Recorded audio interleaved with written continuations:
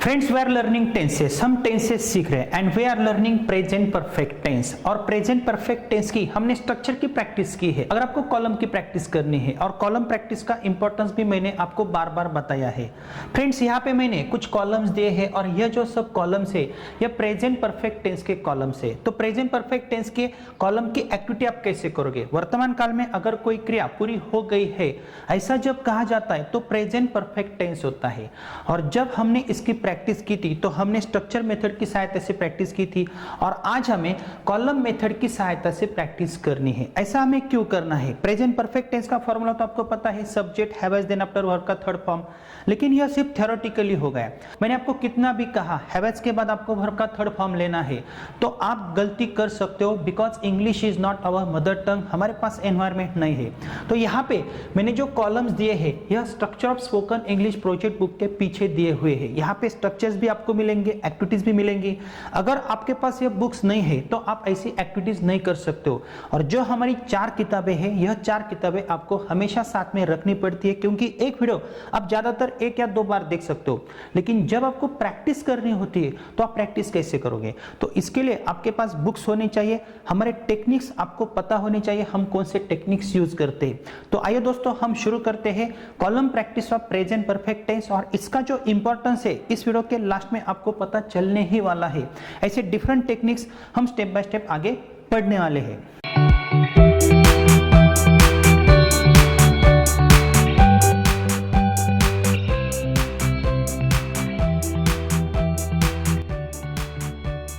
तो फ्रेंड्स, अगर आपको इस टेंस की प्रैक्टिस करनी है तो the structure of spoken English project book में मैंने पेज नंबर 93 के ऊपर set second the structure of spoken English project book पे ऐसे कॉलम्स दिए हैं। अभी मैं आपके साथ प्रैक्टिस करने वाला हूं। फॉर एग्जांपल, यहाँ पे कुछ कॉलम्स मैंने लिखे हैं और कुछ वर्ब्स वहां पे मैंने दिए हैं, और हर एक वर्ब का मीनिंग मैंने आपको ब्रैकेट में दिया है आपकी मातृभाषा में। फॉर एग्जाम्पल, अगर आप बोलते हो ब्रस्ट, तो यह वर्ब का थर्ड फॉर्म है। ब्रस्ट का मतलब क्या है? घिंच चुका, चुका चुकी चुके। जैसे गो वेंट गॉन, गॉन का मतलब जा चुका चुकी चुके। आई हैव गॉन, मैं जा चुका हूं। और हैव और हैज का मतलब क्या होता है? हूं। तो हमें प्रैक्टिस कैसे करनी है इसका कैलकुलेशन में आपको स्टेप बाय स्टेप देने वाला हूं। अगर यहाँ पे कॉलम्स मैंने आपके पास दिए हैं और जो स्ट्रक्चर की हमने प्रैक्टिस की थी वो अलग है और यह कॉलम की एक्टिविटी अलग है। अगर मैं कंसीडर करूंगा यहाँ पे सिंपली एक सब्जेक्ट आई हैव, और उसके आगे मुझे वर्ब का थर्ड फॉर्म लिखना है। I have lived, I have got up, I have brushed, I have Beth, I have drunk, I have read. नहीं, आपको शुरू में ऐसी प्रैक्टिस नहीं करनी है। आपको एक बार अंग्रेजी में, एक बार हिंदी में बोलना है, या जो कोई भी आपकी मातृभाषा है उसमें आपको बोलना ही है। आई हैव लिव्ड, मैं रह चुका हूं। जैसे आई हैव ब्रश्ड, मैं घिस चुका हूं, मेरी घिसने की क्रिया अभी अभी पूरी हो चुकी है। ऐसा आपको कंसिडर करना है। तो एक बार मैं अंग्रेजी में बोलूंगा, देन आफ्टर उसका अनुवाद में हमारी मातृभाषा में करूंगा, और उसके बाद मैं सिर्फ अंग्रेजी में बोलूंगा। तो मैं प्रैक्टिस कैसे करता हूं, ये शॉर्ट टेक्निक में आपको दिखाता हूं। फॉर एग्जांपल, आई की सहायता से मैं 140 सेंटेंसेस कैसे बना सकता हूं। आई हैव लिव्ड, मैं रह चुका हूं। आई हैव गॉट अप, मैं उठ चुका हूं। आई हैव ब्रश्ड, मैं घिस चुका हूं। आई हैव बेथ या I have taken a bath, मैं नहा चुका हूं।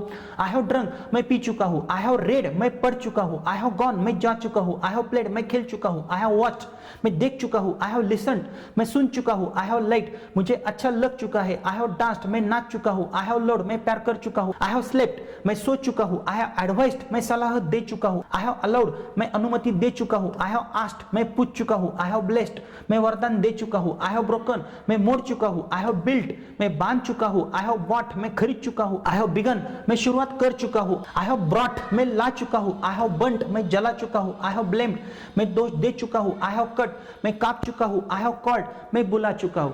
तो आपको ऐसे स्टेप बाय स्टेप आगे जाना है। मेरे जैसा आपको शॉर्टकट नहीं मारना है। वीडियो ज्यादा लंबा ना हो इसलिए मैं आपको शॉर्ट टेक्निक दे रहा हूं। तो आपको यहां तक प्रैक्टिस करनी है, और जब आप ऐसी प्रैक्टिस करोगे तो आपको क्या करना है? आपको सिर्फ अंग्रेजी में बोलना है।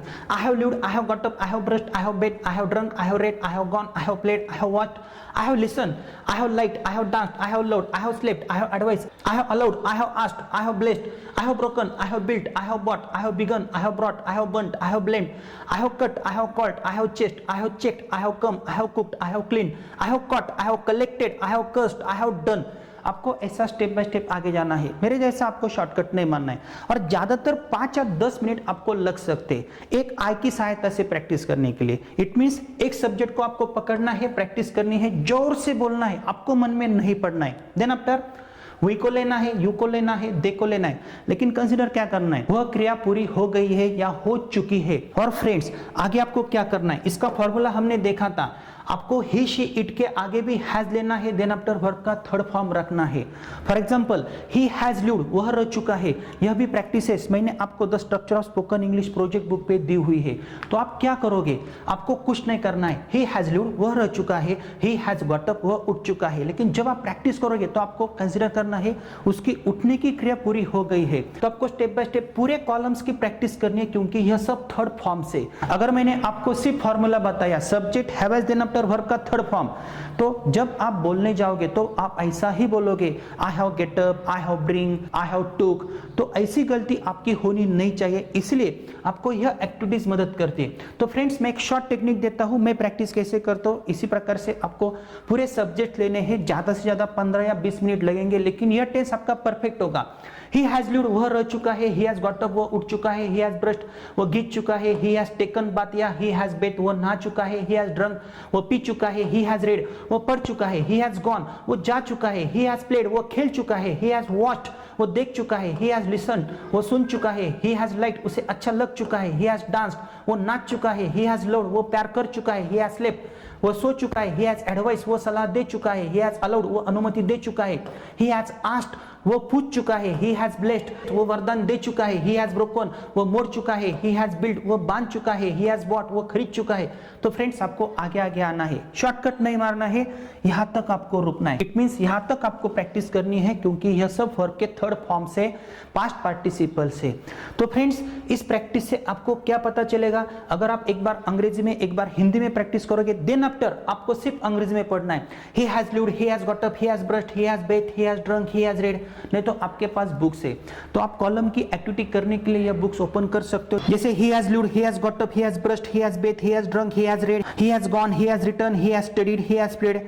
कितना टाइम लगता है, कुछ भी टाइम नहीं लगता है। लेकिन फ्रेंड्स इसका इंपॉर्टेंस क्या आपको पता है, अगर आप यह टेस्ट अच्छे टेक्निक्स के साथ पढ़ते हो, अभी तक हमने टाइप 6 नहीं पढ़े हैं, लेकिन जब हम टेंसेस पढ़ते हैं तो घर बैठ के आपको ऐसे प्रैक्टिसेस करने पड़ते हैं। अंग्रेजी हमारी मातृभाषा नहीं है, हमारे पास एनवायरमेंट नहीं है, तो ऐसे टेक्निक्स हमें यूज करने पड़ते हैं। जब आप ऐसी प्रैक्टिस करोगे और आपको बोलना है he has bring a mobile, तो आपको लगेगा तो मैंने कुछ तो भी गलती की है। He has brought a mobile, he has called me, उसने मुझे बुलाया है, तो आपने ही हैज कॉल्ड मी। ठीक है, हम कुछ सेंटेंसेस सुन सुन के बोल सकते, लेकिन अगर आपको कुछ ऐसे डिफिकल्ट सेंटेंसेस बनाने हैं, for example he has left वो छोड़ चुका है या वो जा चुका है। यहाँ पे देखो ही हैज केप्ट, आपने ऐसा नहीं बोला he has keeped, he has kept, आपने ऐसा ही बोला ही हैज केप्ट।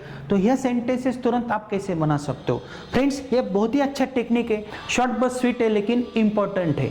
और फ्रेंड्स मैं आपको यहाँ पे एक कैलकुलेशन देता हूँ, अगर आप एक सब्जेक्ट की सहायता से 140 से भी ज्यादा सेंटेंसेस बनाते हो, तो ऐसे आप सिर्फ 8 सब्जेक्ट्स ले लो, जैसे I, we, you, they, he, she, it and Ram.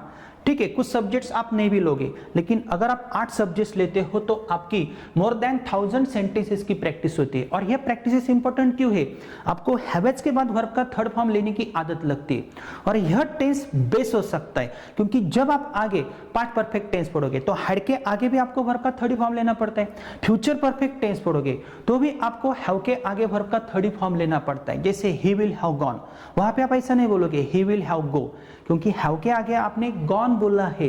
He will have come, he will have left. तो ऐसे सेंटेंसेस आप कब बनाओगे, तो ये बेसिक प्रैक्टिसेस है। ये प्रैक्टिसेस आपको बहुत आसान लगती होगी, लेकिन हमारे कई सारे स्टूडेंट्स ऐसी गलतियां करते हैं, वर्ब के थर्ड फॉर्म से उनको पता नहीं होते हैं। तो यहाँ पे जो हमने कॉलम मेथड्स दिए हैं, ऐसे मोर देन 200 कॉलम्स की प्रैक्टिस आप हमारी टेक्निक की सहायता से कर सकते हो।